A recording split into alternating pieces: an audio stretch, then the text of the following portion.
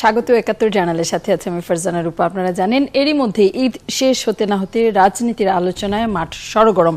BNP পরিষ্কার বলেছে সহায়ক সরকার নির্বাচনকালীন সহায়ক সরকারের রূপরেখা ঘোষণা করবে তারা শিগগিরই। খালেদা জিয়া সহ শীর্ষ নেতারা সারা দেশে নির্বাচনী সভা সমাবেশে যোগ দিবে এবং এরই মধ্যে ধানের শীষ প্রতীকে খালেদা জিয়া ভোট চাইতে শুরু করেছে। একইভাবে কিছুটা বিব্রতকর আওয়ামী লীগ সম্প্রতি হাওর পাহাড় চালের দাম এবং আবগারি শুল্ক ইস্যুতে দলের মধ্যেই এ নিয়ে আলোচনা নিয়ে বেশ মুখর নেতৃবৃন্দ। এই সকল খবর আছে আমাদের শিরোনাম জুড়ে। কথা বলবো রাজনীতির খবর নিয়েও। ৭১ জার্নালে বরাবরের মতোই আপনারা দেখতে পাবেন খবরের শিরোনামগুলো। এই মুহূর্তে যদি কোথাও কোনো খবর ব্রেকিং নিউজ সর্বশেষ থাকে আপনার চোখের সামনে, তাদের সাথে যুক্ত মানুষদেরও আমরা যুক্ত করব খবরের এই আলোচনায়। দীর্ঘ সময় জুড়ে এই আলোচনায় আজ আমাদের সাথী হয়েছেন ডিবিসি নিউজ সম্পাদক জাহিদুল হাসান পিন্টু এবং জি9 সম্পাদক ডক্টর সাখাওয়াত হোসেন শান্ত। আপনাদের দুজনকে স্বাগত এবং ঈদের শুভেচ্ছা জানাচ্ছি। আমরা যে প্রসঙ্গটি বলছিলাম, প্রসঙ্গটি হচ্ছে রাজনীতি। দুটি প্রতিবেদন, একটি তৈরি করেছেন সহকর্মী শফিক আহমেদ এবং আরেকটি সহকর্মী সৌমিত্র মজুমদার। শফিক আহমেদের প্রতিবেদনটি জামাত ছাড়া বিএনপির জোট হচ্ছে কিনা, বিএনপি জামাতকে কিভাবে সঙ্গে নিবে সেই বিষয়ে এবং নির্বাচনী প্রস্তুতি নিয়ে, এবং সহকর্মী সৌমিত্র মজুমদারের প্রতিবেদনটি আওয়ামী লীগ নেতাদের সাথে কথা বলে তিনি তৈরি করেছেন। পরপর দুটি প্রতিবেদন দেখে নিয়ে আমরা আলোচনায় ফিরতে চাই এবং তখন আমাদের সাথে যুক্ত হবেন বিএনপির প্রশিক্ষণ বিষয়ক সম্পাদক এবিএম মোশাররফ এবং বাংলাদেশ আওয়ামী লীগের উপদপ্তর সম্পাদক ব্যারিস্টার বিপ্লব বড়ুয়া। পুরো রমজান মাস জুড়ে ইফতার মাহফিলের নামে বিএনপি ও তার অঙ্গ এবং সহযোগী সংগঠন এবং জোটভুক্ত নেতাকর্মীদের সাথে আলোচনা করেছেন বেগম খালেদা জিয়া। একই সাথে নির্বাচনে যাওয়ার জন্য বিএনপির প্রতীক ধানের শীষের পক্ষেও ভোট চেয়েছেন তিনি। সামনে আসছে শুভ দিন, ধানের শীষই হবে ইনশাআল্লাহ বিজয়ী এবং ধানের শীষকেই আপনারা ভোট দিয়ে। বিএনপির মহাসচিব সহ দুজন সিনিয়র নেতা ৭১ টিভিকে বলেছেন সংবিধানের দোহাই না দিয়ে ক্ষমতাসীন দল সহায়ক সরকারের বিষয়ে সমঝোতায় আসতে হবে। কারণ হিসেবে বিএনপির এই নেতাদের দাবি, এবার বিএনপিকে বাদ দিয়ে সরকারের পক্ষে একতরফা নির্বাচন করার সুযোগ নেই। দলীয় সরকার প্রধানের অধীনে বাংলাদেশে কোনো নির্বাচন সুষ্ঠু হয় না, গ্রহণযোগ্য হয় নাই।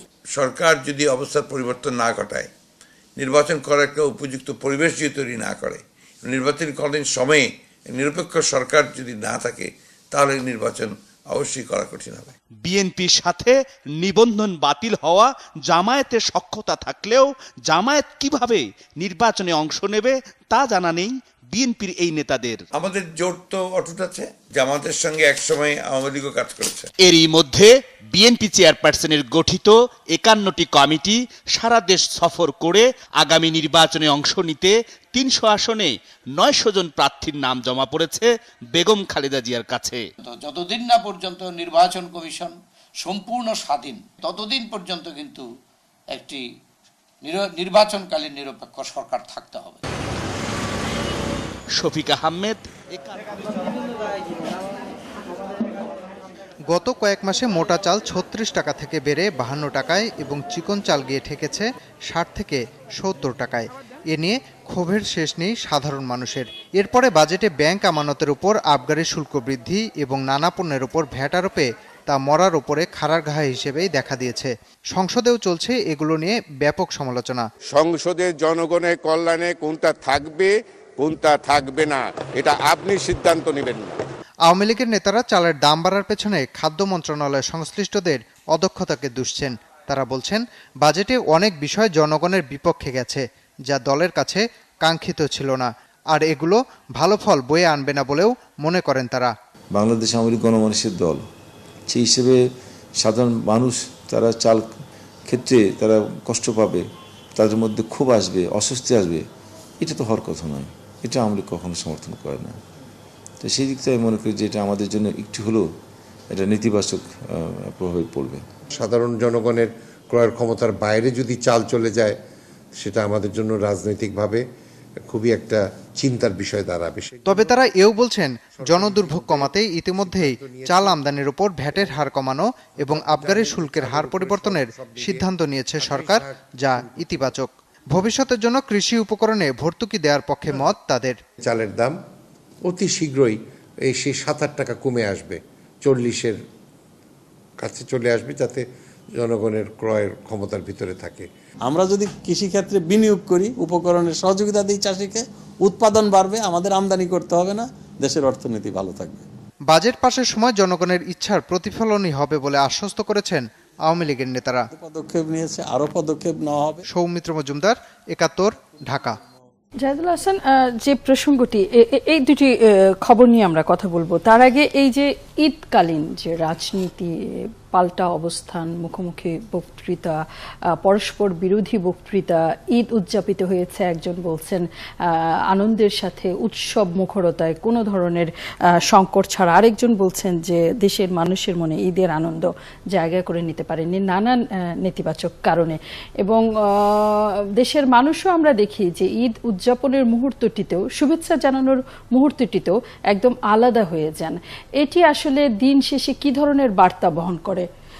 আমি কেবলমাত্র এবিএম মোশাররফ এবং ব্যারিস্টার বিপ্লব বড়ুয়াকে এই আলোচনায় স্বাগত জানিয়ে নিতে চাই। দুজনকেই দেখতে পাচ্ছি, ধন্যবাদ আপনাদের দুজনকে যুক্ত হওয়ার জন্য। আমরা শিগগিরই ফিরছি। জাহিদুল হাসান, না, এই কথাগুলো আমি গত 20-25 বছর ধরেই শুনছি। যেই অপোজিশনে থাকে তার বক্তব্য একই, এটা আওয়ামী লীগ হোক, বিএনপি হোক, আবার যে সরকারে থাকে টোন একই থাকে। আপনার যেমন ধরেন হরতালের সময় সরকারি দল বলে বদলের তো একটা আকাঙ্ক্ষা এখন মানুষের মনে তৈরি হয়েছে। মানুষের মনে তৈরি হলো, আমাদের রাজনৈতিক সংস্কৃতিতে সেই ধাক্কাটা তো লাগেনি। কারণ আপনি দেখবেন, আপনি যখন বিএনপি হরতাল করবে, বিএনপি নেত্রী জনগণকে অভিনন্দন জানাবে, আবার আওয়ামী লীগ সভানেত্রী হরতাল পালন না করার জন্য জনগণকে ধন্যবাদ জানাবে। সব জনগণের উপর দিয়ে এই দেশে সবাই চালিয়ে নিচ্ছে। এই ঠিকই আপনার দেখবেন এই যে ঈদের শুভেচ্ছা এখন, বা ঈদে কষ্ট হলেও মানুষ কিন্তু আনন্দটা ভাগ করে নিতে চায়। এটা নিয়ে ওই রাজনীতি হচ্ছে ওই একই রকম, যে মানুষের মনে কষ্ট। মানুষের মনে, আমরা হাওরের অঞ্চলের মানুষের ঈদ দেখলাম, বা পাহাড়ি অঞ্চলের মানুষের মধ্যে কষ্ট। ওভারঅল সারা দেশের মানুষের মধ্যে কষ্ট, এই চিত্রটা আমরা পাইনি। কারণ কষ্ট থাকলেও ঈদে হয়তো সেটা নেই। কিন্তু ওই যে রাজনীতি, আপনি যেটা বললেন যে ঈদকে ঘিরে যে আলাদা আপনার কথাবার্তা বলবে বা কথাবার্তার ধরন পাল্টাবে, সেই সংস্কৃতিটা আমাদের রাজনীতিতে এখনো আসেনি। সো এটা এত তাড়াতাড়ি আশা করার বিষয় না। রাজনৈতিক বিমুখতা আমরা দেখি, মানুষ এখন হরতালের মতো কর্মসূচিতে যুক্ত হয় না, মানুষ রাজনৈতিক কর্মসূচিতে রাজপথে নামতে চায় না, মানুষ অনেক বেশি রাজনীতি থেকে নিজেদেরকে দূরে সরিয়ে নিচ্ছে। এবং সেটার পিছনে তো এই সকল বক্তব্যের দায়ও আছে। নেতৃবৃন্দের এই সময় এসে এই চর্চা বদলের কোনো সম্ভাবনা দেখতে পান কিনা সাখাওয়াত হোসেন? জি, আপনাকে ধন্যবাদ এবং ঈদের শুভেচ্ছা সবাইকে। ধন্যবাদ। সম্ভাবনা দেখতে পাই কিনা সেটা স্ট্রেট ফরওয়ার্ড বলা মুশকিল, তবে সম্ভাবনা দেখতে চাই। সম্ভাবনা এবং আশাবাদ নিয়েই আমাদের বাঁচতে হবে, এগিয়ে যেতে হবে। আমাদের অনেক সমস্যা আছে, এই সমস্যার উত্তরণ দরকার। এই দেশ শেষ বিচারে রাজনীতিবিদদেরই টিকাতে হবে, ভালো করতে হবে, এগিয়ে নিতে হবে। এবং এই যেটা আপনি বলছিলেন, রাজনীতি বিমুখ যে অনেকে হচ্ছে, বিশেষ করে এই তরুণ প্রজন্ম বা অনেকেই, এইটার পিছনে এটার দায়টাও বেসিক্যালি রাজনীতিবিদদেরই। যে পক্ষেরই হোক, যারাই হোক, তারা রাজনীতিকে, গণমানুষের রাজনীতি, রাজনীতিকে কল্যাণমুখী রাজনীতিতে যেই জায়গাটা, সেখানে ধরে রাখতে পারেননি। সেই ব্যর্থতা এখন কে কার উপর চাপাবেন সেটা একটা ভিন্ন ইস্যু, এবং কার দায় কতখানি ভিন্ন বিশ্লেষণের ব্যাপার। কিন্তু যারাই করুন তারা রাজনীতিবিদই, এবং তারাই এটা করেছেন। এখন রাজনীতি কেন মানুষ করতে চান না? রাজনীতিতে গেলে যে হানাহানি, মারামারি, ইজ্জত হানি করা, কাউকে সম্মান না দেয়া, সেটা একটা দলের মহাসচিব মির্জা ফখরুল ইসলাম আলমগীরের মতো সজ্জন পলিটিশিয়ান, তাকে পর্যন্ত ছাড় দেওয়া হবে না। একদম রুট লেভেলের একজন কর্মী পর্যন্ত তার গায়ে অনায়াসে হাত তুলে পার পেয়ে যেতে পারে। এই কালচার, কিংবা সরকারি দলে আজকে যারা সরকারে আছেন তারাও একসময় অনেক জায়গায় হেনস্থা হয়েছেন, এই কালচারের জন্য কম বেশি উভয়ই দায়ী, এবং এটা এগিয়ে দিনে দিনে খারাপের দিকেই যাচ্ছে। যে কারণে আরেকটা হচ্ছে, রাজনীতি মানি হচ্ছে বিনা পুঁজিতে একটা ব্যবসা, ক্ষমতার দম্ভ দেখাবে, ইনকাম করবে, টাকা কামাই করবে, ক্ষমতায় গেলে এই কালচারটা মানুষের মধ্যে ধারণাটা প্রসারিত হয়েছে। ফলে সম্ভাবনার কথা দিয়ে শুরু করলেও আসলে দিন শেষে হচ্ছে কোনো সম্ভাবনা আপনি দেখতে পাচ্ছেন না। মোশাররফ হোসেন, আপনাকে দিয়ে এবিএম মোশাররফ, আপনাকে দিয়েই শুরু করতে চাই এই আলোচনা। এই যে নির্বাচনকালীন সহায়ক সরকারের কথা বলছে বিএনপি এবং সরকারের পক্ষ থেকে ওবায়দুল কাদের আওয়ামী লীগ সাধারণ সম্পাদক আজকে বলেছেন নির্বাচন কমিশন নির্বাচনী দায়িত্ব পালন করবে, সহায়ক সরকার হিসেবে আওয়ামী লীগ সরকার দায়িত্ব পালন করবে। এর বাইরে আসলে আর কোনো সহায়ক সরকারের ভিন্নতর ভাবনার দরকার আছে কিনা, কেন সেটি ভাবছেন আপনারা? ধন্যবাদ আপনাকে। আমি দুই আলোচক, বিশেষ করে সাংবাদিক পিন্টু এবং ডাক্তার শান্তর আলোচনা শুনছিলাম। এখানে রাজনীতি সম্পর্কে বেশ কিছু কথা বলা হয়েছে, যে রাজনীতির বিরুদ্ধে মানুষের আস্থাহীনতা, পারস্পরিক শ্রদ্ধাবোধ এবং রাজনৈতিক যে একটা পরিবেশ, সেই পরিবেশটা কিন্তু বাংলাদেশের রাজনীতিতে অনুপস্থিত। এই আলোচনাকে যদি আপনি বাদ রেখে শুধু নির্বাচনের দিকে যেতে চান, তাহলে আমার মানে সঠিক মূল্যায়ন আমাদের পক্ষে করা সম্ভব হবে না। কারণ নির্বাচনের জন্য, নির্বাচন কারা করে? নির্বাচন কিন্তু বাংলাদেশের রাজনৈতিক দলগুলি নির্বাচন অংশগ্রহণ করে থাকে। সুতরাং এই রাজনৈতিক দলগুলির জন্য সেই পরিবেশটা কিন্তু দরকার আছে, কিন্তু বাংলাদেশে কি বর্তমান সেই পরিবেশ আছে? আপনি লক্ষ্য করবেন একটি কথা এখানে ডক্টর শান্ত বলেছেন বা পিন্টু বলার চেষ্টা করেছেন, যে আজকে বাংলাদেশের রাজনৈতিক দলের বাইরে কারো প্রার্থী হওয়ার কোনো সুযোগ নেই। তাহলে সামাজিক যে শক্তিগুলি রয়েছে তাদের ভূমিকা কি আমাদের সমাজে? কারণ এখন জাতীয় নির্বাচন থেকে শুরু করে স্থানীয় সরকার নির্বাচন সব দলীয় মোড়কে হচ্ছে। সুতরাং সাধারণ নাগরিক, বিশেষ করে আপনিও তো একজন নাগরিক, আপনাদের সুযোগটা কোথায়? আপনি যদি চান যে আমি আজকে জনগণের রায় নিতে চাই, তাহলে সেই সুযোগটা কি বাংলাদেশে বর্তমানে আছে? নিশ্চয়ই নাই। যার কারণে আপনি লক্ষ্য করবেন যে রাজনীতির ক্ষেত্রে আজকে একটা ব্যাপক হানাহানি এবং যেটাকে আমরা রাজনীতিতে প্রতিযোগিতা বলি, কিন্তু সেই প্রতিযোগিতা তো নাই এখন। হানাহানি বিএনপির এই মুহূর্তে যে ভাবনা, বক্তব্য, তাতে আমরা এখন পর্যন্ত দেখতে পাইনি যে তৃতীয় কেউ, সাধারণ মানুষ, আমাদের মতো সাধারণ নাগরিকের নির্বাচনে প্রার্থী হওয়ার জন্য কোনো বক্তব্য, রূপরেখা নিয়ে বিএনপি ভাবছে। বিএনপির এখন পর্যন্ত যে বক্তব্য, তাতে হচ্ছে নির্বাচনকালীন সহায়ক সরকারের রূপরেখা এবং সেটি কিভাবে কাজ করতে পারে সেই প্রসঙ্গে। সেজন্যই আপনার কাছে প্রশ্নের উত্তরটি জানতে চেয়েছিলাম। বিরতির পর নিশ্চয়ই সুনির্দিষ্ট জবাব মিলবে। থাকুন একাত্তর জানালে। ঈদের দ্বিতীয় দিনেও অবারিত আনন্দ উৎসব, বিনোদন কেন্দ্রগুলোতে মানুষের ঢল।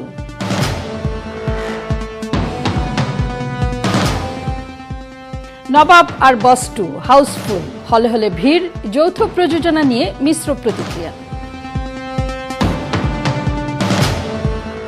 চেনা রাজধানীতে নেই কোলাহল ও যানজট, যান চলছে গতিতে, শঙ্কায় নগরবাসী।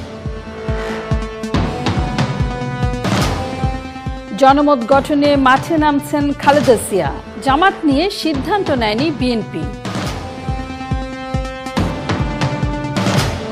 হঠাৎ চালের দাম বাড়ায় ও আবগারি শুল্ক বিষয়ে বিব্রত ক্ষমতাসীন আওয়ামী লীগ।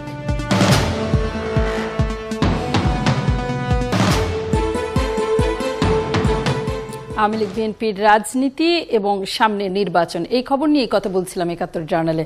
জানিয়ে আছেন সাথে সকলকে আবারও স্বাগত এবং শুভেচ্ছা জানিয়ে দিচ্ছে। আমাদের সাথে আছেন সাখাওয়াত হোসেন শান্ত, জাহেদুল হাসান, বিপ্লব বড়ুয়া এবং এবিএম মোশাররফ, বিএনপি নেতা। আমরা একটুখানি, সকল পত্রিকা এই মুহূর্তে প্রকাশনা বন্ধ আছে ঈদের ছুটির কারণে, কেবলমাত্র ওয়েব পোর্টালগুলো সীমিত আকারে কাজ করছে। সমকাল, নাফ নদে ভ্রমণে গিয়ে নৌকাডুবি, নিখোঁজ 4। এবং আরও একটি খবর আমরা দেখেছি, একই ধরনের পদ্মায় নৌকাডুবিতে 3 শিক্ষার্থী নিখোঁজের খবর এবং বিজিবির এক সদস্য গরু চোরাচালান ধরতে গিয়ে নিখোঁজ আছেন, তাকে উদ্ধারে অভিযান চলছে। মধ্যরাত থেকে 24 ঘন্টা ফিলিং স্টেশনে গ্যাস বন্ধ থাকবে। মধ্যরাত মানে 12টা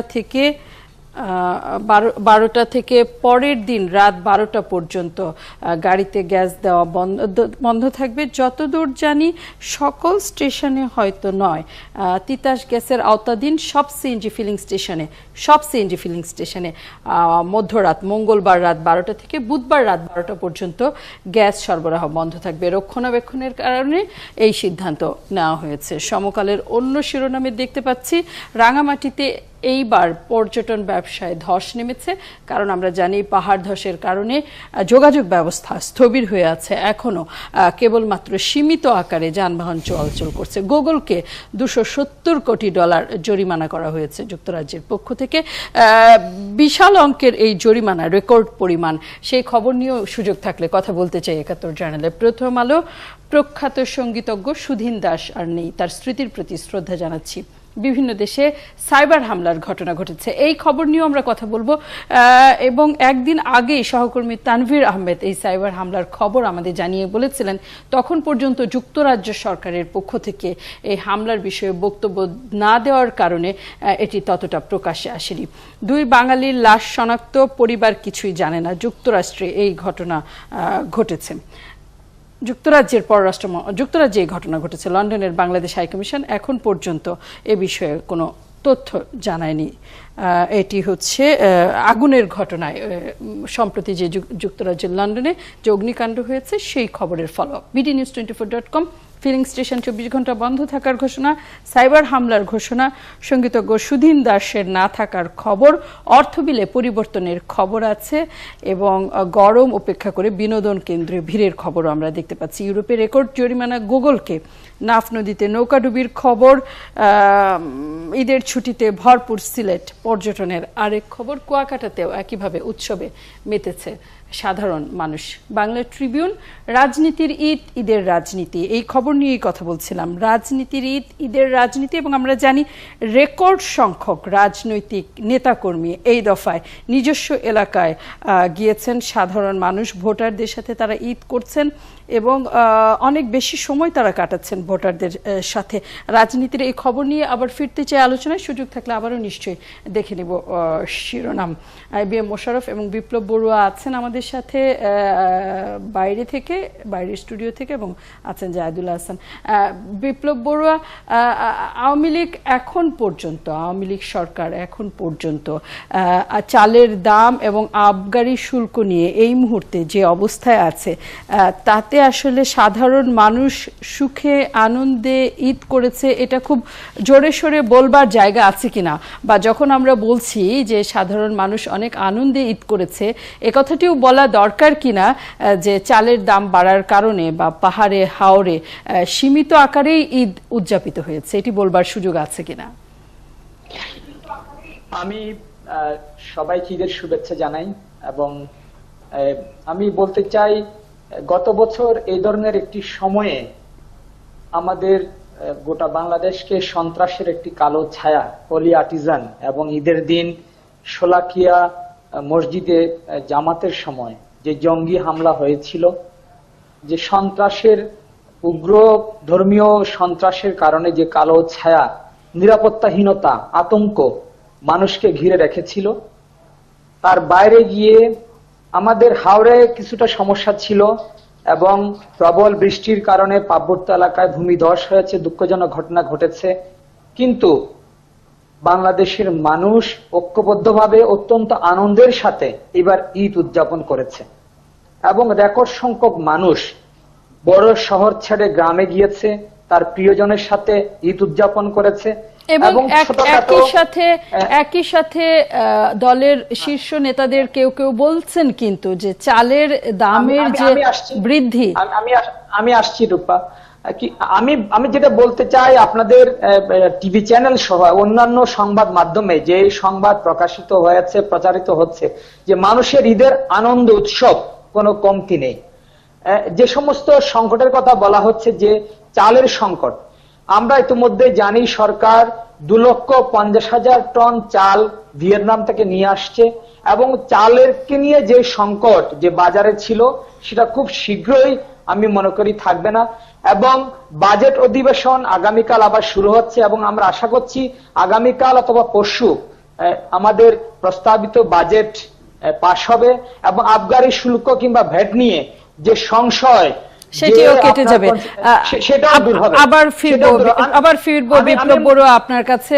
IBM মোশাররফ, আমরা সহায়ক সরকারের রূপরেখা সম্পর্কে একটু ধারণা পেতে চাইছি। কেন নির্বাচন কমিশনকে দায়িত্ব দেওয়ার পরও আওয়ামী লীগের এই বর্তমান সরকার কাঠামোর বাইরে সহায়ক সরকারের কথা আপনারা ভাবছেন? ধন্যবাদ আপনাকে। আজকে বিএনপি বারবার বলে আসছে যে দলীয় সরকারের অধীনে সুস্থ অবাধ নিরপেক্ষ নির্বাচন যে সম্ভব নয়, এটা গত 2014 5ই জানুয়ারি নির্বাচনের পর থেকে কিন্তু আমরা বেশ কিছু নির্বাচনে আমরা দেখেছি। 5ই জানুয়ারি নির্বাচনে আপনারা জানেন যে সেখানে 154 জন বিনা প্রতিদ্বন্দ্বিতা নির্বাচিত হয়েছে। তারপরে উপজেলা নির্বাচন, পৌরসভা নির্বাচন, সর্বশেষ ইউনিয়ন পরিষদ নির্বাচন পর্যন্ত আমরা দেখেছি বাংলাদেশে কিভাবে কেন্দ্র দখল করে প্রতিদ্বন্দ্বী প্রার্থীদেরকে কেন্দ্র থেকে বের করে দিয়ে জোর করে নির্বাচিত হয়েছে। এই চিত্রগুলো কিন্তু আমরা আপনাদের মিডিয়ার মাধ্যমে দেখেছি। সারা বাংলাদেশে এই অবস্থা বিরাজ করছে, কারণ শাসক দল তার, এবং আপনি এখন সবচেয়ে আরেকটি ব্যাপার আপনি এবার লক্ষ্য করবেন যে সারা বাংলাদেশে আওয়ামী লীগের মধ্যে একটি ব্যাপক অন্তর্দ্বন্দ্ব। এটার মূল কারণ কিন্তু একটাই, সেটা হলো এমপি তাদের আওয়ামী লীগ থেকে নির্বাচিত, উপজেলা চেয়ারম্যান সারা বাংলাদেশে অধিকাংশ তাদের, মেয়র অধিকাংশ তাদের, ইউনিয়ন পরিষদ তাদের। দীর্ঘদিন ধরে শুনছি, কিন্তু আপনারাও বারবার বলছেন সহায়ক সরকার সহায়ক সরকার, কিন্তু এই সহায়ক সরকারের কোনো রূপরেখা সম্পর্কে ধারণা কেন মিলছে না? না, রূপরেখা ইতিমধ্যে আপনি লক্ষ্য করেছেন যে আমাদের নেত্রী দেশনেত্রী বেগম খালেদা জিয়া ঈদের পরই রূপরেখা উনি ঘোষণা করবেন। ইতিমধ্যে আপনারা হয়তো পত্রিকায় কিছুটা লক্ষ্য করেছেন যে বর্তমান যিনি ক্ষমতায় আছেন বাংলাদেশ আওয়ামী লীগের প্রধানমন্ত্রী শেখ হাসিনাকে ক্ষমতায় রেখে একটি অবাধ সুষ্ঠু নিরপেক্ষ নির্বাচন বাংলাদেশে সম্ভব নয় বলে আজকে শুধু বিএনপি না, বাংলাদেশে অধিকাংশ রাজনৈতিক দলগুলি মনে করে। কারণ একটাই, সেটা আপনি লক্ষ্য করবেন যে বর্তমান বাংলাদেশে প্রশাসনকে একটা চরম দলীয়করণ করা হয়েছে। আজকে বাংলাদেশে মানে শুধুমাত্র প্রধানমন্ত্রীর পদ বদল করলেই কি এই সহায়ক সরকার গঠন করা সম্ভব বলে মনে করেন? হ্যাঁ, যদি আপনি প্রধানমন্ত্রীর পদ আপনি বদল করেন, বাংলাদেশের পরিবেশ রাতারাতি আপনি কিন্তু পরিবর্তিত হয়ে যাবে, কারণ এটা আপনি দেখেছেন। কারণ আজকে আপনি তার মানে প্রধানমন্ত্রী বদল হবে, মন্ত্রী পরিষদ একই থাকবে, এইরকম আপনাদের চাওয়া? না না, এখানে যে কথাটি বলা হয়েছে, যেটা আপনি লক্ষ্য করবেন আওয়ামী লীগের পক্ষ থেকে বলা হয়েছে যে একটি নির্বাচনকালীন সকল দলের অংশগ্রহণের মাধ্যমে কিন্তু একটি সরকার ব্যবস্থা প্রবর্তনের জন্য বিএনপির পক্ষ থেকে কিন্তু বারবার বলা হচ্ছে। কারণ যদি আপনি প্রশাসনকে নিরপেক্ষ না করতে পারেন, আপনি যদি নির্বাচন উপযোগী পরিবেশ যদি বাংলাদেশে তৈরি না করতে পারেন, তাহলে জনগণের মাঝে কিন্তু আস্থা ফিরে আসবে না। জায়েদুল হাসান, এই যে রূপরেখা সম্পর্কে এখন পর্যন্ত এই মুহূর্ত পর্যন্ত আপনি কি কোনো ধারণা পেয়েছেন বিএনপি কি চায়? না, এখনো স্পষ্ট না। তবে তাদের যে দাবিটা যে কি প্রধানমন্ত্রী বা আওয়ামী লীগ সভানেত্রী শেখ হাসিনার উপরই তো তাদেরই যে উনি ছেড়ে দিলেই হয়, তা আমার মনে হয় না মানে বিএনপির অবস্থানটা অতটা এখন শক্তিশালী আছে যে চাপ দিয়ে এই দাবিটা আদায় করতে পারবে। আমার মনে হয় আওয়ামী লীগে এখন স্টিয়ারিংয়ে আছে, ড্রাইভিং সিটে, যেটা আপনার আওয়ামী লীগ 96-এ ড্রাইভিং সিটে চলে এসেছিল, চাপ দিয়ে বিএনপির কাছ থেকে আদায় করতে পেরেছিল। বিএনপির এখন সেই অবস্থান নেই যে আওয়ামী লীগের উপর চাপ সৃষ্টি করে এই দাবিটা আদায় করতে পারবে। এখন ধরেন গ্রহণযোগ্য বা সব দলের অংশগ্রহণের নির্বাচন তো সবাই চাই, এটা তো বলার অপেক্ষা রাখে না। কিন্তু এই প্রস্তাব তো আওয়ামী লীগ সভানেত্রী দিয়েছিলেন, প্রধানমন্ত্রী দিয়েছিলেন, তখন তো এই প্রস্তাবে বিএনপি সাড়া দেয়নি। বিএনপি মিস করেছে, হ্যাঁ, কিন্তু এখন আবার আওয়ামী লীগ সভানেত্রী এখন আরো স্ট্রং। এখন আওয়ামী লীগ সভানেত্রী এই দাবি মেনে নেবেন কিনা, বা আওয়ামী লীগের কি এমন দায় পড়েছে যে বিএনপির এই দাবি মেনে নেবে? কারণ আওয়ামী লীগ তো ভালো অবস্থানে আছে, মানে রাজনৈতিক মাঠের যদি বলেন যে অন্তর্দ্বন্দ্ব যাই বলেন, কিন্তু কন্ট্রোলে তো রেখেছে। এখন বিএনপিও ওই মাপের শক্তি তারা প্রদর্শন করতে পারে নাই যে আওয়ামী লীগকে বাধ্য করতে পারবে যে না একটা নির্বাচনকালীন সহায়ক সরকারের মধ্য দিয়ে নির্বাচনটা আদায় করে নেওয়া। তা আমার কাছে মনে হয় একটা শেষ পর্যন্ত বিএনপি তো নির্বাচনে আসবে, হ্যাঁ, এখন কতটা বিএনপি সরকারের কাছ থেকে আদায় করতে পারে সেইটা এখন ধরেন এই আগামী এক বছরের আগে এটা বলা সম্ভব না। শাখাওয়াত হোসেন, বিএনপি নিয়ে অনেক হতাশ জায়েদুল হাসান। বিএনপি নিয়ে হতাশ কেন এটা বুঝলাম না আমি, কিন্তু যদি পিন্টু ভাইয়ের ওই একটা কথার ব্যাখ্যা যদি একটু বোঝার চেষ্টা করি আমরা, যে বিএনপি কতটা চাপ প্রয়োগ করে আদায় করতে সক্ষম এটাকেই বিবেচনায় নিচ্ছেন। যদি আওয়ামী লীগের মতো একটি ঐতিহ্যবাহী পুরনো দল তারা যেভাবেই হোক 2014 5 জানুয়ারি যে স্বনির্বাচনী পদ্ধতিতে ক্ষমতায় যে আছে 5 বছর ধরে, যদিও তখন তারা বলছিল যে এটা সংবিধানের ধারাবাহিকতা রক্ষার জন্য এই নির্বাচন এবং 6 মাসের মধ্যে আর একটা নির্বাচন হবে, এরকমই সবার ধারণা ছিল। সরকারের তরফ থেকেও সেরকম কথা সংবাদ মাধ্যমে এসেছিল যে একই রকমের একটা নির্বাচন 96 সালে বিএনপি করেছিল ফেব্রুয়ারিতে, এবং পরে তারা বাধ্য হয়ে হোক কথা রেখে হোক তারা কিন্তু নির্বাচন দিয়েছিল অংশগ্রহণমূলক, কিন্তু আওয়ামী লীগ এবার দেয়নি।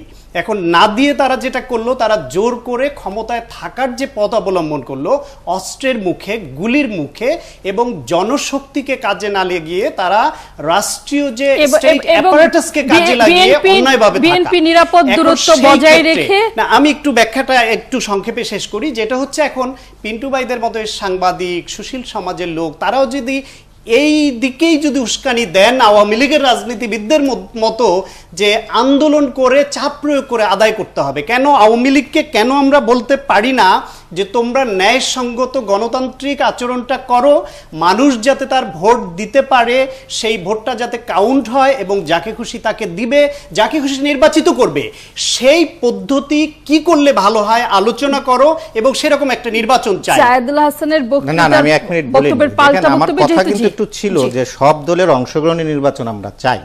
এখন আপনি যেটা বলছেন আওয়ামী লীগ যেচে পড়ে এসে দেবে, বাংলাদেশে আওয়ামী লীগ না, আপনিও যদি ক্ষমতায় যান, আপনি ডাক্তার সাকাউত যদি কালকে প্রধানমন্ত্রী হন, আপনার চেহারা উল্টে যাবে, স্বেচ্ছায় দিবেন, এই ইতিহাস বাংলাদেশে নাই। এটা আওয়ামী লীগের কাছ থেকে একা কেন আপনি আশা করবেন? এটা বিএনপি এটা করে না, জাতীয় পার্টি করবে না, জামাতের মতো রাজাকারদের কাছে তো আশাই করা যায় না। তো এখন স্বেচ্ছায় আপনি যুদ্ধাপরাধীদের বিপক্ষে কিন্তু অবস্থানটা নেন নাই, এটা আমরা দাবি জানায়ও পারি নাই, সবাই দাবি জানাইছে, কিন্তু যুদ্ধাপরাধীদের পক্ষে একটা অবস্থান নিয়েছিলেন। হ্যাঁ, সেটা একজন। আওয়ামী লীগের 5ই জানুয়ারি নির্বাচনের পক্ষে তো আমরা কেউ কথা বলি নাই, আমরা তো বলেছি এই নির্বাচনটা গ্রহণযোগ্য না, এই নির্বাচন কোনোভাবেই আপনার ইমিডিয়েট পাস্ট অপোজিশন যে নির্বাচনে অংশ নেয় না, সেই নির্বাচন কখনোই আপনার গ্রহণযোগ্য হয় না, সেই কথা আমরা সবসময় বলেছি। এখন আমার কথা, রূপার কথা বা সুশীল সমাজের কথায় দিয়ে দেশ চলে না, দেশ চালায় রাজনীতিবিদরা। আপনারা আওয়ামী লীগ এবং তারই ধারাবাহিকতায় 5 জানুয়ারির নির্বাচনে বিএনপিও যায়নি। একটা কথা আমি শেষ করি পিন্টুবের কথার যে সেটা হলো আপনারা হতাশা থেকে কেউই করে না বলে এরকম কথা বলছেন, কিন্তু মানুষকে আশাবাদী করা, ন্যায়ের পক্ষে আনা, সেটাও আমাদের দায়িত্ব। সুশীল সমাজ বলেন, লেখক বলেন, সাংবাদিক বলেন, যারা কথা বলেন, তাদের দায়িত্ব। সুতরাং আমরা যদি ওই ভরসাই থাকি যে হ্যাঁ পথ একটাই, বিএনপিকে আবার আওয়ামী লীগ যেরকম 173 দিন হরতাল করে জ্বালাও পোড়াও করে তারা আদায় করে দিতে সক্ষম হয়েছিল, বিএনপি তারা চাপ প্রয়োগ করে তারা পারেনি। সুতরাং বিএনপিকে যদি জনগণের ভোটকে এনশিওর করতে হয়, তাহলে আবারও ওই আন্দোলনের পথেই যেতে হবে, এটাই একমাত্র পথ। আপনি ভালো করছেন না, এটা আমরা চাই না। আন্দোলন মানে হরতাল না, আলোচনা, গণতন্ত্রের আলোচনা অবশ্যই হতে হবে এবং সব জনগণ যাতে ভোট দিতে পারে সেই লাইনে যেতে হবে। এটা তো আলোচনা। আপনি কেন আন্দোলনের কথা বলছেন? আমি কোথায় হরতাল আন্দোলনের চাপটা কি শুধু আপনার হরতাল অবরোধ দেওয়া হয়? আপনারা তো পেট্রোল বোমা দিয়ে মানুষ মারলেন, কিছু করতে পারছেন? আমরা মারলাম, আমরা কারা মারলাম? আমি বলছি আলোচনা, যে কোনো আলোচনা, এটাও একটা চাপ। আমরা যে লিখি বা বলি, এটাও একটা চাপ। এই চাপটা মানে হলো যে হরতাল করে তা না, আপনার যে কোনো আলোচনা আপনার বহুমুখী সমাধানের পথ দেখায়। আপনারা সেই যদি আপনি চাপ প্রয়োগ করে আন্দোলনকে না বুঝে আলোচনা করার জন্য চাপ বা সেটা বুঝিয়ে থাকেন এবং সেই চাপে বিএনপি আপনাদেরকে, সুশীল সমাজ, সাংবাদিক, যারা গণতন্ত্রের পক্ষে, সবাইকে অংশীদার মনে করে, সবাইকে নিয়ে বিএনপি অংশীদার হবার জন্য, সাখাওয়াত হোসেন, অংশীদার হবার জন্য সহায়ক সরকারের রূপরেখা জানলে পরে সাধারণ যারা নাগরিক আছেন, যারা মধ্যবর্তী অবস্থানে আছেন, বিএনপির সহায়ক সরকারের রূপরেখাটি যদি পরিষ্কার করে তাদের সামনে তুলে ধরা হয়, এর আগে আমরা জানি তারা এমন নাম প্রস্তাব করেছিল যাদেরকে আমরা কবরস্থানে গিয়ে খুঁজে পেয়েছি। ফলে সহায়ক সরকারের রূপরেখা যদি মানুষের কাছে গ্রহণযোগ্য হয়, সুশীল সমাজের কাছে, তবেই না প্রত্যক্ষভাবে সেটা যুক্ত হয়। প্রথম ধাপ হচ্ছে সরকারকে এই বিষয়ে একমত হতে হবে যে এদেশে দলীয় সরকারের অধীনে সুষ্ঠু নির্বাচনের নজির নেই, আমরা নির্দলীয় বা সহায়ক সরকারে করব, উভয় দল বসে একটা রূপরেখা তৈরি করবে। সুশীল সমাজকে আপনি পক্ষে চাইলেন, তো সেই জায়গায় ছিলাম।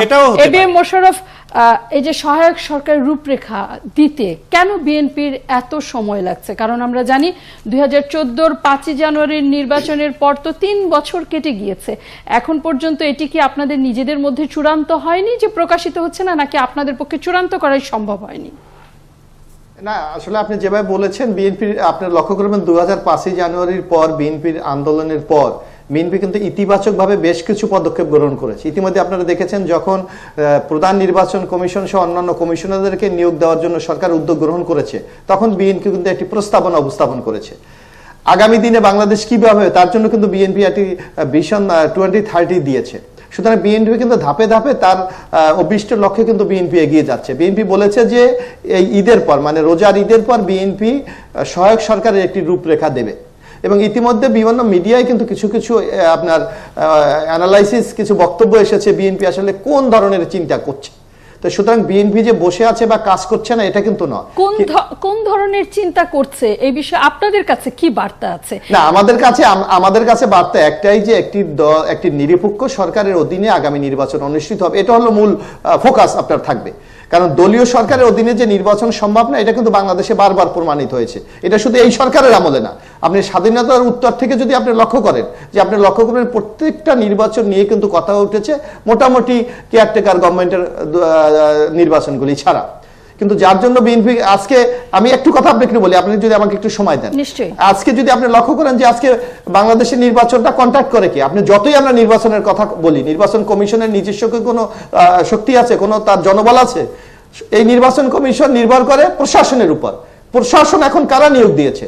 সারা বাংলাদেশে আপনি ডিসি বলেন, এসপি বলেন, সচিব বলেন, ওসি বলেন, ইউনো বলেন, কারা নিয়োগ দিয়েছে? আপনি যদি খোঁজ নিয়ে একটু দেখেন যে এমপি মহোদয়রা ডিউ লেটার দিয়ে আজকে ওসি নিচ্ছে, ইউনো নিচ্ছে, ডিসি নিচ্ছে, এসপি নিচ্ছে। আপনি কি আশা করছেন এই মুহূর্তে বিএনপির যে অবস্থা, যে কর্মসূচি, ধারাবাহিকতা, সাধারণ জনগণের সাথে সম্পৃক্ততা, তাতে করে হচ্ছে এই পুরো কাঠামো পরিবর্তন করে নির্বাচনে যাওয়ার লক্ষ্য অর্জন করতে পারবে বিএনপি? অবশ্যই পারবে, কেন পারবে না? কারণ আজকে বাংলাদেশের মানুষ, আপনি যদি মানুষের সেন্টিমেন্টটা লক্ষ্য করেন, বাংলাদেশের মানুষ ভোট দিতে চায়। কারণ আজকে বাংলাদেশের মানুষ 2014 5ই জানুয়ারির পর ভোট দেওয়ার অধিকার বাংলাদেশের মানুষ হারিয়েছে। বাংলাদেশের মানুষ তার মিছিল মিটিং এর স্বাধীনতা হারিয়েছে, বাংলাদেশের মানুষ তার কথা বলার স্বাধীনতা হারিয়েছে। বিপ্লব বড়ুয়া, কেন পরে ক্ষমতাসীন দল হিসেবে আওয়ামী লীগ ক্ষমতায় থাকার পরও আপনারা আশা করেন বা জনগণকে নিশ্চিত করতে পারেন যে একটি নিরপেক্ষ নির্বাচন সম্ভব হবে? ফারজানা রূপা, আমি কিন্তু সময় কম পাচ্ছি। ওখানে দুজন বিএনপির বন্ধু রয়েছেন, তারা যেভাবে অ্যাডভোকেসি করছেন তাদের বিভিন্ন প্রস্তাবনার পক্ষে। আমি প্রথমে বিএনপি যে নির্বাচনে আসতে চাচ্ছে, আমি মনে করি এটা ইতিবাচক দিক, কিন্তু আমাদের ভুলে গেলে চলবে না 2014 সালের নির্বাচনের আগে এই বিএনপি রাজনৈতিক দল বাংলাদেশে নির্বাচন প্রতিরোধের নামে বাংলাদেশের জনগণ, বাংলাদেশের সংবিধান, বাংলাদেশের গণতন্ত্রের বিরুদ্ধে যুদ্ধ ঘোষণা করেছিল। শত শত নিরপরাধ মানুষকে খুন করেছিল, রাস্তার গাছ কেটে নিয়েছে, ডেইরি ফার্ম পুড়িয়ে দিয়েছে, সরকারি দালান কোটা, বাস, ট্রেন আগুন দিয়ে একটা বাংলাদেশের বিরুদ্ধে যুদ্ধ ঘোষণা করেছিল। পরিষ্কার তাই বলে কি আমি বলি, কারণ এই বিষয়গুলো ভুলে গেলে আমাদের চলবে না।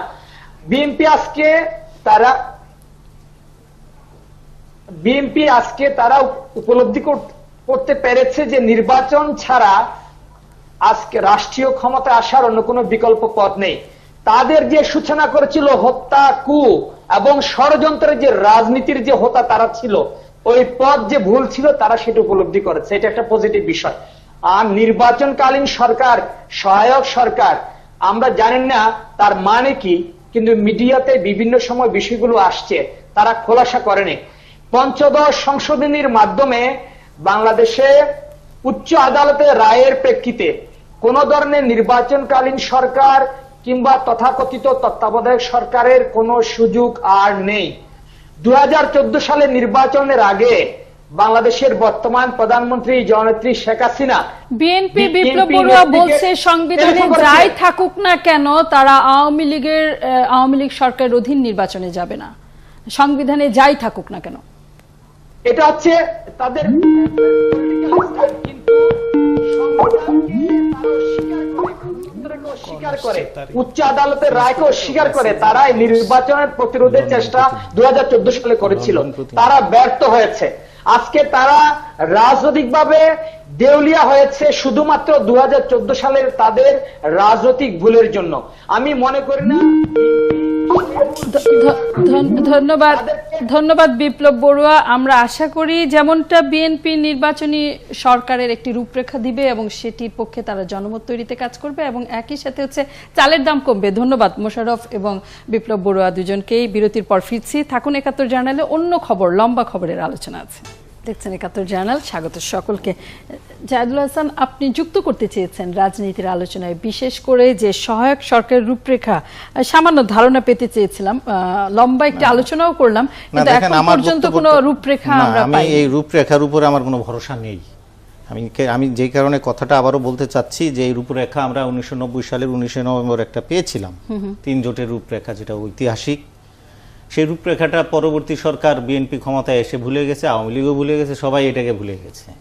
তো আমার কথা হলো এই রূপরেখা আমি সাধারণ জনগণ হিসেবে আমি চাইবো, আপনি নির্বাচনীকালীন সরকারের রূপরেখা বলেন, তত্ত্বাবধায়ক সরকারের রূপরেখা বলেন, দিলেন তো কি হইল? 91-এ তত্ত্বাবধায়ক সরকারের নির্বাচন হয় নাই। আপনি 91, 96, 2001, 2008 4টা নির্বাচন হয়েছে তত্ত্বাবধায়ক সরকারের অধীনে। বাংলাদেশে এখন পর্যন্ত এই 71 সাল, 72 সাল, 73-এ তো প্রথম নির্বাচন। আপনি আসেন তো, 73 থেকে 2014 সর্বশেষ নির্বাচন। একবার মাত্র শান্তিপূর্ণভাবে ক্ষমতা হস্তান্তর হয়েছে বাংলাদেশের 46 বছরের ইতিহাসে, যেটা আপনার 2001-এ। এর প্রত্যেকটাই তো ম্যাচ কমপ্লিট করতে পারে নাই পার্লামেন্ট। তার মানে কি, তত্ত্বাবধায়ক সরকারের অধীনে নির্বাচন হওয়ার পরও কিন্তু রাজনৈতিক দলগুলো একই ঘটনা ঘটিয়েছে। হ্যাঁ, তা আমি বলছি যে রূপরেখা যদি হয়, যে কথাটা আমি বলছিলাম, আলোচনা যদি হয়, এই শুধুমাত্র একদিনের ভোট, যেটা খালেদা জিয়ার ভাষায় বলেন একদিনের গণতন্ত্র, এইটার কোনো দরকার নেই। আবার যে ক্ষমতায় আসবে একই তো ঘটনা ঘটবে। তা আমার বক্তব্য হলো, নির্বাচন পরবর্তী সরকারের রূপরেখা কি হবে সেটা আগে জনগণকে স্পষ্ট করতে হবে।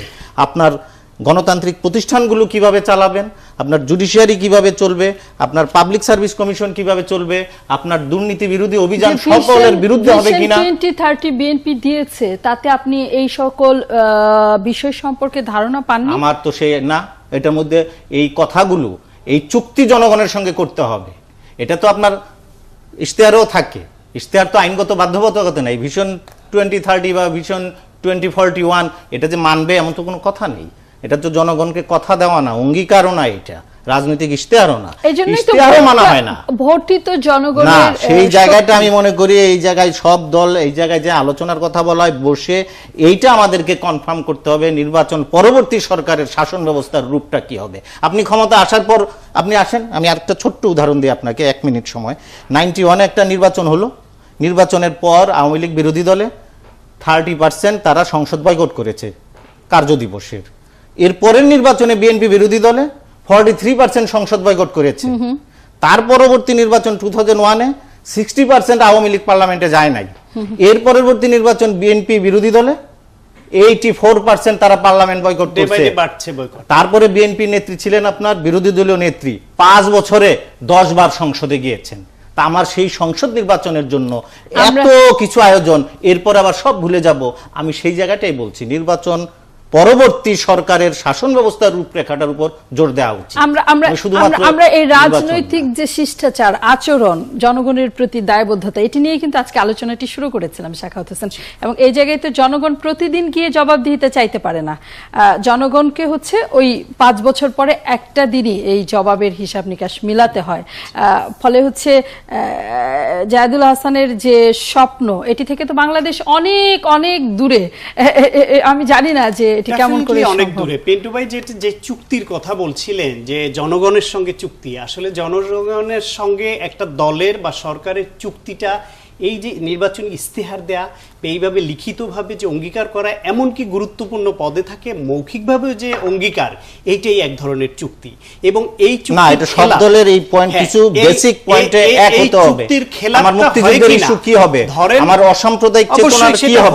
অবশ্যই সেটা ভালো, কিন্তু যদি আপনার মনে করেন বাংলাদেশের মানুষের গণতান্ত্রিক অধিকার বলতে যা বুঝায় সেটা আমরা অনেক কিছু বুঝিও না, আবার যেটুকু বুঝি তার অনেক কিছুই পাই না। শুধুমাত্র ভোট দেওয়ার অধিকারটা কখনো কখনো আমরা কিছুটা ফিরে পাই। এখন বাকিগুলো আদায়ের জন্য যেখানে আমাকে সংগ্রাম করতে হবে, সেইটা না করে যেটুকু আছে সেটুকু আপনি হত্যা করবেন, এটা আরো খারাপ। আর একটা বিষয় একটু বলি, এবার চালের দাম নিয়ে ঘুরে ফিরে নানান কথা আসছে। তো আওয়ামী লীগের নেতা বিপ্লব বুড়া উনিও বলছেন যে 2.5 লাখ টন চাল আমদানির জন্য অলরেডি চুক্তি করেছেন। এই আগামী 1 বছরের মধ্যে আপনার ভিয়েতনাম থেকে 10 লাখ টন এবং থাইল্যান্ড, ভারত থেকে আরো 7 লাখ টন চাল আমদানির চুক্তি সরকার করেছে। এর আগে জাতিসংঘের খাদ্য কৃষি সংস্থার যে ফুড আউটলুক বের করে প্রতিবেদন, সেখানে বলছে 2013 থেকে 17-15 পর্যন্ত চালের ঘাটতি ছিল বাংলাদেশে 7 লাখ টন এবং 2016-17-তে এসে সেটা 9 লাখ টন ঘাটতিতে আসে। তার মানে হচ্ছে বাংলাদেশ এ যাবৎকালে সবসময় চাল ঘাটতির দেশ ছিল, কিন্তু সরকার তাদের পরিসংখ্যান ব্যুরোর তথ্য, সরকার এবং তাদের পক্ষের কথা দিয়ে আমাদের তো শুধু চাল না খাদ্যেই স্বয়ংসম্পূর্ণ করে ফেললো এবং সেটা আমরা বিশ্বাস করতেও শুরু করেছিলাম, সংবাদ মাধ্যমে ব্যাপকভাবে প্রচার হতে শুরু করলো। এই মুহূর্তে খাদ্য গুদামে মজুদ মিনিমাম থাকার কথা 6 লাখ টন, যেটা আছে 1,74,000 টন। বাংলাদেশ রপ্তানি করেছে মাত্র শ্রীলঙ্কায় একবার 50,000 টন, শুধুমাত্র খাদ্য যে উদ্বৃত্ত সেটা বোঝানোর জন্য একটা স্ট্যান্ডবাজি। এই সরকার এতদিন ধরে অগণতান্ত্রিক, স্বৈরতান্ত্রিক এবং স্বনির্বাচিত সরকার, এইসব বিশেষণ আমরা দেখছিলাম, এখন দেখছি জালিয়াত এবং নাটকের সরকার। পরিসংখ্যানে জালিয়াত করে করে তারা মানুষকে বিভ্রান্ত করে। এই সরকারের আমলে তো কম দামে চাল আপনি কিনেছেন। কম দামে চাল এই সরকারের আমলে কিনেছি, যা আগেও কিনেছি। এই সরকার তো 2008 সালের নির্বাচনের আগে শীর্ষ পর্যায়ে থেকে ঘোষণা দেওয়া হয়েছিল যে তারা ক্ষমতা আসলে 10 টাকা সের চাল খাওয়াবে। 10 টাকা সের চাল খাওয়াবে কারণ হলো বিএনপি যখন 2006 সালে ক্ষমতায় ছাড়ে তখন মোটা চাল 18 টাকা হয়ে গিয়েছিল, সেই জন্য এত দাম বেড়ে গেছে, 10 টাকা সের চাল খাওয়াবে। তারপরে তত্ত্বাবধায়ক সরকারের সময় 7-8-এ সেই দাম 40-এ উঠে গিয়েছিল। সরকার সেই 10 টাকা সের চাল এখন খাওয়াচ্ছে 50 টাকা। 10-12 বছর আগের অর্থনীতি, আয় রোজগার, টাকার মান, এটিও নিশ্চয়ই একটি বিবেচনার বিষয়। অবশ্যই বিবেচনার এই প্রসঙ্গটি ওই মন্তব্য নিয়ে খেলাপি এবং পরিসংখ্যান জালিয়াতি করে এবং তারা হচ্ছে গিয়ে নাটকের সরকার। জাহেদুল হাসান, চালের মূল্য একটি পরিসংখ্যান মিলেছে, যদিও পুরোটা দেখে নিলে হয়তো মন্তব্য করতে সুবিধা হবে। না দেখেন, চাল নিয়ে তো বিপাকে সরকার আছে, এটা তো অস্বীকার করার উপায় নেই। কিন্তু তথ্য বিভ্রাটটা বিন্দু ভাই, না তথ্য বিভ্রাট শুনেন, এটা এখন সরকার সবসময়, এটা আপনার এই সরকার না, আমাদের বাংলাদেশের সব সরকার সব সময় এই যে খাদ্যের মজুত নিয়ে যে ঘটনাটা ঘটাতো, আপনার দেখাতো যে ধরেন এক গুদাম থেকে আরেক গুদামে যাবে, এইটার থেকে এটা ধরেন 10 টন আছে, এটা গিয়ে পৌঁছাবে, এই এখন দেখাবে এখানেও 10 টন ওখানেও 10 টন, যেতে যেতে যেটা হয়েছে আপনার একটা যে খালি ঘুরছে, এই ট্রানজিটটাও তারা ধরে ফেলতো। এটা শুধু এই সরকার না, সব সময় এটা করে আসছে। খাদ্যের স্বয়ংসম্পূর্ণ বা খাদ্যে ঘাটতি নাই, এটা আপনি 10 বছর আগে শুনেন নাই? 10 বছর আগে শুনেছেন, তখনও বিএনপি পাওয়া না, তখনও বলে নাই কিন্তু যে আমার না, তখনও বলে নাই যে আমার খাদ্যে ঘাটতি আছে। তা আমি বলছি যে এইবার যে ঘটনাটা ঘটেছে এটা আপনার এই বড় একটা ধাক্কা আপনার, কারণ হঠাৎ করে মোটা চালের দাম বেড়ে যাওয়া, হ্যাঁ, এটা বাংলাদেশের মানুষের দেখেন, এটা আপনার আমার হয়তো আপনার আমার হয়তো এটা এফেক্ট করে না। আপনি যদি আমাদের দেখেন, এটা কিন্তু একটা পারসেপশনের বিষয়। আমি চিৎকার করি, আমার ধরেন আপনার বাসায় বা আপনার বাসায় এক মাসে 40 কেজি চাল তো লাগে না, 40 কেজি চালও যদি লাগে আপনার 10 টাকা বেশি, মাসে আপনার 400 টাকা বেশি। দেখেন, এটা মিডল ক্লাসকে এটা এফেক্ট করে না, উচ্চবিত্ত তো প্রশ্নই ওঠে না, হ্যাঁ, লোয়ার মিডল ক্লাসকেও তো করে না, সে 500, 700, 1000 টাকা মোবাইল বিল দিচ্ছে। এইটা হলো দেশের সংখ্যাগরিষ্ঠ মানুষের উপর আঘাতটা হয়, যার আপনার ওই চালটাই একমাত্র আপনার প্রধান খাদ্য, 3 বেলা চালটা, ক্যালোরির মেইন উৎস হচ্ছে আমাদের, সে শুধু চাল আর ধরেন একটু ডাল বা একটু আলু ভর্তা খেতে পারে, ওই মানুষটার উপর এই আঘাতটা, এটা আপনার হিসাবের বাইরে। তো হঠাৎ করে মাস শেষে তার কয়েকশো টাকা তো বাড়তি আসে না, সে তো আর 2 টাকা বাড়তি রোজগার করার উপায় নাই। তো সেই জায়গায় বলছি, এই জায়গাটাই ম্যানেজমেন্টটা সরকার ঠিক মতো করতে পারে নাই, জনগণকেও আগে ঠিক মতো তথ্য দিতে পারে। এবং আশার কথা হচ্ছে সরকারে যারা দায়িত্বশীল আছেন তারা এই বিষয়টা স্বীকার করে নিয়ে এই জায়গায় বলছি না, এই জায়গায় আরেকটা সমালোচনার স্কোপ আছে। আপনি যে বলছেন দায়িত্ব স্বীকার করে নিয়ে, কিন্তু তারা আপনার ট্যাক্স কমিয়েছে, হ্যাঁ, 28% থেকে এখন এটা আপনার সুনির্দিষ্ট সমাধানের পথে 10% নিয়ে এসেছে, 18% কমানোতে কিন্তু এটা আপনার চালের দাম কেজি প্রতি 6 টাকা কমবে। এই সিদ্ধান্তটা আপনার আরো আগে নেওয়া উচিত ছিল। তাহলে আপনি তো বুঝতে পারছেন যে আপনার চাল শোনেন, এখন তো ওই প্রশ্ন আসতে পারে যে এই ক্রাইসিসটা আপনি ওই যে শুল্ক কমিয়ে চাল আমদানি কাদের দিয়ে করাবেন, সেই ব্যবসা দেওয়ার জন্য কোন চক্রের হাতে সেটা আমাদের ফারজানা রূপা সরকারের তার কোনো অংশ অনুসন্ধানী সেটা রিপোর্ট করেছেন দিয়ে করতে কিনা, পারে। সেটা উদ্ঘাটন করা, আসলে উদ্ঘাটন করবেন কিনা ওইটাই তো ব্যাপার। আজকে আমরা যে তথ্যগুলা পরিসংখ্যান ব্যুরোর তথ্য, সরকারের তথ্য বাইরে পাচ্ছি, আপনার অথচ বাংলাদেশের মিডিয়া তো এতদিন ধরে গুণগানই গিয়ে আসছিল খাদ্য স্বয়ংসম্পূর্ণ আপনার বলে। পরিসংখ্যানের তথ্যগুলো আমরা মন দিয়ে শুনেছি, আমরা যাচাই বাছাই করব। আবার আমাদের কাছে এমন তথ্য আছে যে সময়ের কথা আপনি বলছেন, 2001 সালের কথা, ওই সময়ে চালের দামের কথা 10 টাকা থেকে 18 টাকা হয়ে গিয়েছিল। তখন বাংলাদেশের মানুষের ক্রয় ক্ষমতা ছিল $510, এখন যেটি বেড়ে তার দ্বিগুণের চেয়ে বেশি হয়েছে, $1310 উন্নীত হয়েছে মানুষের ক্রয় ক্ষমতা। এ কারণেই হয়তো বছরে বছরে আপনার দাম একটু বাড়বে, কৃষক আগের থেকে স্বাবলম্বী হয়েছে কিনা, এই কৃষক ধান চাল ফলিয়ে তাদের যে খরচ বাড়লো, মধ্যস্বত্বভোগী মিল মালিক ব্যবসায়ীরা যে লুটেপুটে খেয়ে কৃষক যে বঞ্চিত হচ্ছে এবং তারা যে উৎপাদন আগ্রহ হারিয়ে ফেলছে, সেটাও তো তথ্য। আপনাকে আশ্বস্ত করতে চাই, গণমাধ্যমের নজর আছে হাওড়ে, যেখানে কৃষক সবচেয়ে বেশি দুর্দশাগ্রস্ত। প্রতি মুহূর্তে মন্ত্রীরা তো বলেন গণমাধ্যমই দাম বাড়িয়ে দিয়েছে, প্রতি মুহূর্তের খবর আমাদের কাছে আছে। দুজন গুরুত্বপূর্ণ মন্ত্রী তো প্রকাশ্যে বললেন গণমাধ্যমের রিপোর্টের ফলে দাম বেড়েছে। এটাও কি আপনারা মনে করেন? আপনাকে যে তথ্যটি দিয়ে আমি আশ্বস্ত করতে চাই, আপনি আরেকটু আশাবাদী হতে পারবেন। গণমাধ্যম নজর রেখেছে, ঠিক যেমন ভাবে যখন বিএনপি সরকার ক্ষমতায় ছিল, যখন হাওড়ে একই ধরনের বিপর্যয় হয়েছে, তখন কিন্তু গণমাধ্যম সেই সময় দেখিয়েছিল যে কেমন করে ঘরে ঘরে কৃষক গলায় ফাঁস দিয়ে আত্মহত্যা করছে। এখনো সেরকম ঘটনা ঘটলে নিশ্চয়ই গণমাধ্যমে আসবে। তানভীর আহমেদ যুক্ত হবেন বিরতির পর। থাকুন 71 চ্যানেলে। ইউরোপীয় ইউনিয়ন গুগলকে জরিমানা করার ঘোষণা দিয়েছে। অভিযোগ, গুগল তার নিজস্ব পণ্যের যতটা প্রচারণা চালায়, পণ্য বিক্রির জন্য যেভাবে সে তথ্য সরবরাহ করে গ্রাহককে, অন্যান্য পণ্যের জন্য একই ধরনের ব্যবস্থাপনা গুগলের বিরুদ্ধে পক্ষপাতিত্বের অভিযোগ। এই বিষয়ে কথা বলবো ইউরোপীয় ইউনিয়ন নিয়ে এবং ইউরোপীয় ইউনিয়নের এই অবস্থানের বিরুদ্ধে গুগলের যে আপিল করার খবর সেটি নিয়ে। যুক্তরাজ্য থেকে যুক্ত হচ্ছেন সহকর্মী তানভীর আহমেদ এবং একই সাথে ক্ষমতা টেকাতে বিলিয়ন পাউন্ডের যে চুক্তি করেছেন টেরিজা মে, সেই বিষয়েও আপনার মন্তব্য জানতে চাইব। এই যে $130 কোটি বরাদ্দের যে চুক্তি করলো প্রধানমন্ত্রী টেরিজা মে, তার কি ফলাফল আগামী দিনে আমরা দেখতে পাবো? জি, আমরা দেখেছি যে ডিইউপির সাথে কনজারভেটিভ পার্টির একটি চুক্তি হয়েছে। বিশেষ করে গত নির্বাচনের সময় প্রধানমন্ত্রী টেরেসা মের রাজনৈতিক দল কনজারভেটিভ পার্টি পার্লামেন্টে একক সংখ্যাগরিষ্ঠতা পায়নি। এ কারণেই তাদেরকে 10টি আসনের যে রাজনৈতিক দল নর্দার্ন আয়ারল্যান্ডের ন্যাশনাল ডেমোক্রেটিক পার্টি, তাদের সাথে চুক্তি করতে হয়েছে।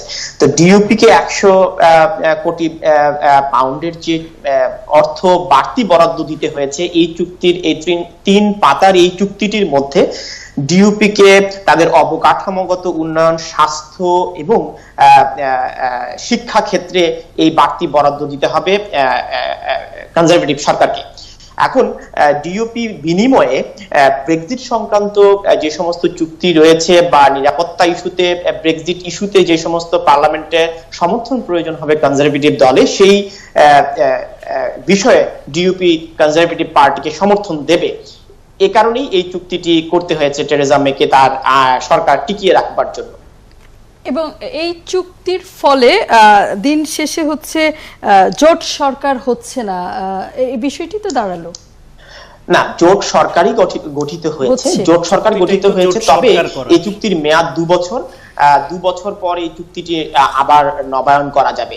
এখন প্রশ্ন হচ্ছে যে ব্রিটেনের যে নাগরিকরা সাধারণ চিকিৎসা সেবা, শিক্ষা সেবা এবং নাগরিক যে অবকাঠামোগত উন্নয়নের জন্য যে নাগরিক যে বরাদ্দগুলো পাওয়ার কথা, নর্দার্ন আয়ারল্যান্ডের নাগরিকরা কি তার চেয়ে বেশি বরাদ্দ পাচ্ছে? এই প্রশ্নগুলো কিন্তু আসছে। তো চিকিৎসা খাতে ন্যাশনাল হেলথ সার্ভিসেস যে পতন ইংল্যান্ডে, সাধারণ ব্রিটেনের নাগরিকরা জিপি অ্যাপয়েন্টমেন্ট পাচ্ছে না, তারা শিক্ষা ক্ষেত্রে তার নাগরিক সুবিধা থেকে বঞ্চিত হচ্ছেন। তাহলে কি নর্দার্ন আয়ারল্যান্ডের নাগরিকরা ব্রিটেনের চেয়েও সুবিধা বেশি পাবে কিনা, এই বিষয়গুলো আসছে আলোচনায়। কিন্তু ডিইউপির যে ম্যানিফেস্টো, সেই ম্যানিফেস্টোতে যে বিষয়গুলো ছিল, এই বাড়তি বরাদ্দের বিষয়গুলো, সেই বরাদ্দগুলো বিষয়ে একমত পোষণ করেই টেরেসা মেকে চুক্তি করতে হয়েছে। বিশ্লেষকরা বলছেন এই চুক্তি আদৌ ব্রিটেনকে স্থিতিশীল রাজনৈতিক পরিস্থিতি দেবে না। কনজারভেটিভ পার্টি এতে আসন্ন ভাঙনের সুতা এই জায়গাটাতেই আলোচনা শাখাওয়াত হোসেন, যে এই যে এত বড় অঙ্কের বিনিয়োগের একটি চুক্তি হলো, যেটি দিন শেষে আসলে মানুষের মনে এই আস্থা দিতে পারছে না যে ব্রিটেনের রাজনৈতিক অঙ্গনে স্বস্তি ফিরে আসবে, ফলে এর সুফল সাধারণ নাগরিকরা পাবে কিনা? আস্থা শুরুতে দিতে পারছে না বলেই এদের কাজ দেখার পরে সরকার গঠিত হলে তাদের সরকার পরিচালনা, তাদের কাজ, তাদের অ্যাটিটিউড এবং জনকল্যাণমুখী কিনা, যেটা তানভীর বলছিলেন যে সাধারণ যে চিকিৎসা বা অন্যান্য যে বিষয় তাতে যে তাদের গুরুত্ব দেয়া, এইসব বিষয় দেখলে সেই আস্থা আবার ফিরে আসতেও তো পারে, এবং সেই আস্থা ফিরিয়ে আনাটাই তো তাদের কাজ। এবং যদি আস্থা ফিরিয়ে আনতে না পারে তাহলে চুক্তিও শেষ হবে, আবার নির্বাচন হবে। এইবারও তো থেরেসা মে উনি ভেবেছিলেন যে মধ্যবর্তী নির্বাচন দিয়ে আরো জনপ্রিয়তা নিয়ে একটা স্থায়ী সরকার গঠন করবেন, কিন্তু তার যেই মানসিকতা নিয়ে নির্বাচন দিলেন হলো তো উল্টোটা। সুতরাং এ থেকে আমাদের দেশের সঙ্গে ওদের পার্থক্য যেটা, তারা এই সব রাজনৈতিক যে পদক্ষেপ এটা থেকে শিক্ষা গ্রহণ করে পদক্ষেপ এবং সংশোধনের চেষ্টা করে, কিন্তু আমাদের দেশে সেই সংশোধনের চেষ্টাটা হয় না, প্রায় কেউই করে না। জায়েদুল হাসান, ব্রিটেনের রাজনীতি আলোচনার প্রসঙ্গ, টেরিজা মের উদ্যোগ। দেখেন, যেহেতু উনি একক সংখ্যাগরিষ্ঠতা পাননি, এটা যে কোনো দেশেরই যে কোনো গণতান্ত্রিক রাষ্ট্রেই দল যদি একক সংখ্যাগরিষ্ঠতা না পায়, সে অন্যের সাপোর্ট নিয়ে যখন সরকার গঠন করবে সে তখন তাকে একটু দুর্বল হবেই এবং অন্য কারো মুখাপেক্ষী হয়ে থাকতে হয়। এখন আপনি যে ডিইউপির সাপোর্ট নিয়ে যে টেরিজা মে যে সরকার গঠন করলেন, আমরা কিন্তু এখন পর্যন্ত জানি না তাদের মধ্যে গোপনে আর কি কি চুক্তি হয়েছে যে তোমাকে আমার এই দিব, ওই শর্তগুলো কিন্তু আমরা এখন পর্যন্ত প্রকাশিত না। গুগলকে কি আসলে দিন শেষে $270 কোটি জরিমানা দিতে হবে? এইরকম ভাবে কি আগে কখনো জরিমানা দেবার উদাহরণ আছে তানভীর? আসলে এই বিষয়টি 270 কোটি জরিমানা দেওয়া হয়েছে। গুগল আসলে আপিল করবার সুযোগ পাবে, তারা আপিল নিষ্পত্তি হওয়ার পর আসলে এই সিদ্ধান্তটি হবে। তাদের আপিলের রাইট রয়েছে, ইউরোপিয়ান আদালতে তারা এই মামলাটি লড়বার সুযোগ পাবে। যদি আদালতে তারা হেরে যায় তাহলে নিশ্চয়ই এটি তাদেরকে দিতেই হবে, স্বাভাবিকভাবেই এটি মামলা নিষ্পত্তি না হওয়া পর্যন্ত বলা যাচ্ছে না। 2 বাঙালির লাশ শনাক্ত হয়েছে, বলা হচ্ছে তাদের পরিবার এখনো কিছু জানে না। তাদের পরিচয়, নাম, কি তথ্য তানভীর আছে যেটি দিন শেষে মানুষের কাজে লাগতে পারে, তাদের স্বজনরা জানতে পারে? আসলে এই বিষয়টি নিয়ে আমি নিজে স্তম্ভিত হয়েছি। গ্রেনফিল টাওয়ার অগ্নিকাণ্ডের পর থেকে পুরো ঘটনাটি আমি প্রত্যক্ষভাবে পর্যবেক্ষণ করছিলাম। বাংলাদেশ হাই কমিশন লন্ডন একটি প্রেস রিলিজ ইস্যু করেছে বাংলাদেশের গণমাধ্যমে। তারা দাবি করছে ফরেন অ্যান্ড কমনওয়েলথ অফিস তাদেরকে নিশ্চিত করেছে 2 জনের পরিচয় ফরেন কমনওয়েলথ অফিস, পররাষ্ট্র দপ্তর ব্রিটেনের সেটি প্রকাশ করেছে। কিন্তু আমি ব্যক্তিগতভাবে অনুসন্ধান করেছি বিষয়টি। ফরেন কমনওয়েলথ অফিসে আমি কথা বলেছি, তারা এই বিষয়টি অস্বীকার করেছেন। স্কটল্যান্ড ইয়ার্ডের সাথে আমি আজকে সকালে কথা বলেছি। স্কটল্যান্ড ইয়ার্ডের মিডিয়া ব্যুরোর যিনি প্রধান, তিনি আমাকে বলেছেন আমরা যতক্ষণ পর্যন্ত নিহতের তালিকা প্রকাশ করব না, আমাদের ওয়েবসাইটে থাকবে না, ততক্ষণ পর্যন্ত যে তালিকাটি প্রকাশ করা হয়েছে সেটি হচ্ছে নিহতদের চূড়ান্ত তালিকা। বাংলাদেশ হাই কমিশন লন্ডন যদি কোনো ব্যক্তিগতভাবে কারো কাছ থেকে কোনো কূটনৈতিক মাধ্যমে এটি পেয়ে থাকে, এটি নিশ্চয়ই তাদের প্রকাশ করবার এখতিয়ার আছে কিনা সেটিও আমাদের ভেবে দেখতে হবে। কিন্তু গণমাধ্যমে লন্ডনের বাংলাদেশ হাই কমিশনের প্রেস মিনিস্টার নাদিম কাদের, আমি যদি প্রথম আলোকে কোট করি, প্রথম আলোকে বলেছেন ব্রিটিশ পররাষ্ট্র মন্ত্রণালয় থেকে তাদের যে তথ্য দেওয়া হয়েছে সেটি কেবল তারা প্রকাশ করেছেন এবং সেই তথ্য অনুযায়ী হাই কমিশনের দেখুন এটি শুধু বাংলাদেশের বিষয় নয়, পুরো পৃথিবীর গণমাধ্যম কর্মীরা এই নামগুলোর জন্য অপেক্ষা করছেন। বাংলাদেশের গণমাধ্যম যদি এই 2টি নাম পেয়ে থাকে তাহলে বিশ্বের তাবৎ গণমাধ্যমের এই নাম 2টি পাওয়ার অধিকার রয়েছে।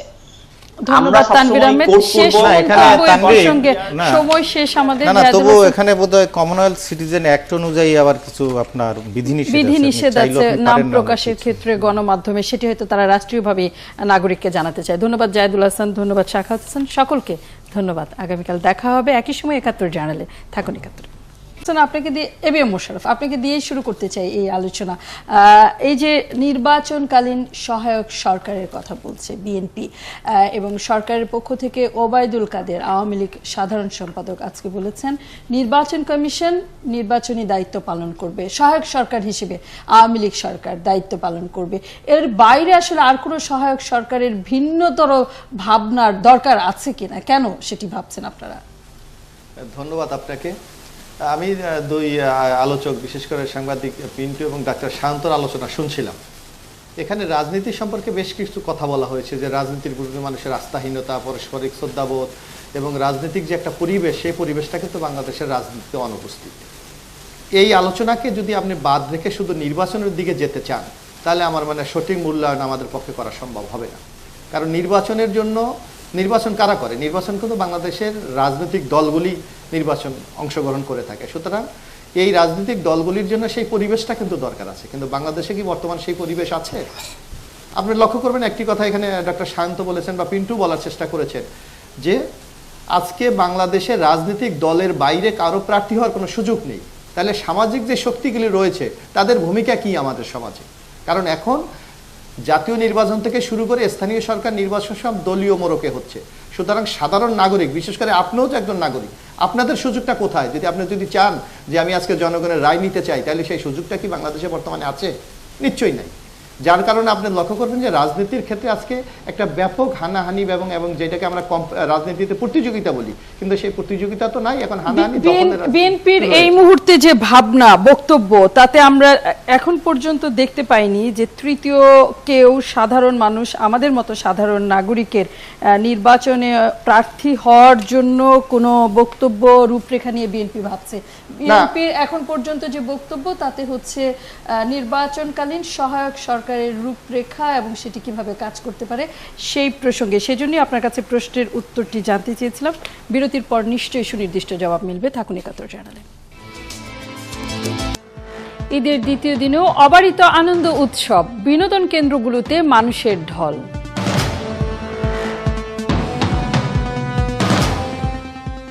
নবাব আর বস 2 হাউসফুল, হলে হলে ভিড়, যৌথ প্রযোজনা নিয়ে মিশ্র প্রতিক্রিয়া। চেনা রাজধানীতে নেই কোলাহল ও যানজট, যান চলছে গতিতে, শঙ্কায় নগরবাসী। জনমত গঠনে মাঠে নামছেন খালেদা জিয়া, জামাত নিয়ে সিদ্ধান্ত নেয়নি বিএনপি। হঠাৎ চালের দাম বাড়ায় ও আবগারি শুল্ক বিষয়ে বিব্রত ক্ষমতাসীন আওয়ামী লীগ।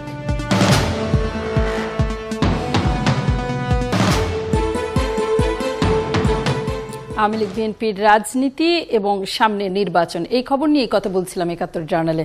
জানিয়ে আছেন সাথে সকলকে আবারও স্বাগত এবং স্বাগত একাত্তর জার্নালের সাথে আছে আমি ফারজানা রূপা। আপনারা জানেন এরই মধ্যে ঈদ শেষ হতে না হতে রাজনীতির আলোচনায় মাঠ সরগরম। বিএনপি পরিষ্কার বলেছে সহায়ক সরকার, নির্বাচনকালীন সহায়ক সরকারের রূপরেখা ঘোষণা করবে তারা শিগগিরই। খালেদা জিয়া সহ শীর্ষ নেতারা সারা দেশে নির্বাচনী সভা সমাবেশে যোগ দিবে এবং এরই মধ্যে ধানের শীষ প্রতীকে খালেদা জিয়া ভোট চাইতে শুরু করেছে। একইভাবে কিছুটা বিব্রতকর আওয়ামী লীগ সম্প্রতি হাওর পাহাড়, চালের দাম এবং আবগারি শুল্ক ইস্যুতে দলের মধ্যেই এ নিয়ে আলোচনা নিয়ে বেশ মুখর নেতৃবৃন্দ। এই সকল খবর আছে আমাদের শিরোনাম জুড়ে। কথা বলবো রাজনীতির খবর নিয়েও। একাত্তর জার্নালে বরাবরের মতোই আপনারা দেখতে পাবেন খবরের শিরোনামগুলো।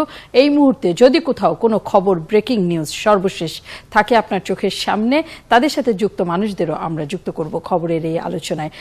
দীর্ঘ সময় জুড়ে এই আলোচনায় আজ আমাদের সাথী হয়েছেন ডিবিসি নিউজ সম্পাদক জায়দুল হাসান পিন্টু এবং জি9 সম্পাদক ডক্টর সাখাওয়াত হোসেন শান্ত। আপনাদের দুজনকে স্বাগত এবং ঈদের শুভেচ্ছা জানাচ্ছি। আমরা যে প্রসঙ্গটি বলছিলাম, প্রসঙ্গটি হচ্ছে রাজনীতি। দুটি প্রতিবেদন, একটি হচ্ছে তৈরি করেছেন সহকর্মী শফিক আহমেদ এবং আরেকটি সহকর্মী সৌমিত্র মজুমদার।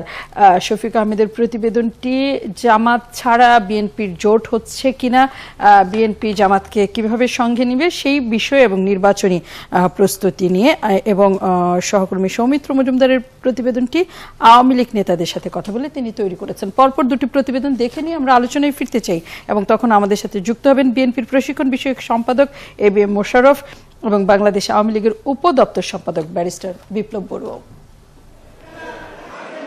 পুরো রমজান মাস জুড়ে ইফতার মাহফিলের নামে বিএনপি ও তার অঙ্গ এবং সহযোগী সংগঠন এবং জোটভুক্ত নেতাকর্মীদের সাথে আলোচনা করেছেন বেগম খালেদা জিয়া। একই সাথে নির্বাচনে যাওয়ার জন্য বিএনপির প্রতীক ধানের শীষের পক্ষেও ভোট চেয়েছেন তিনি।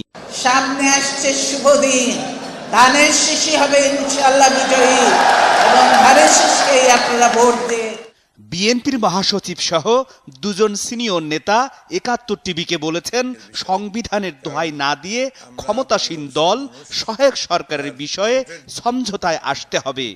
কারণ হিসেবে বিএনপির এই নেতাদের দাবি, এবার বিএনপিকে বাদ দিয়ে সরকারের পক্ষে একতরফা নির্বাচন করার সুযোগ নেই। দলীয় সরকার প্রধানের অধীনে বাংলাদেশে কোনো নির্বাচন সুষ্ঠু হয় না, গ্রহণযোগ্য হয় নাই।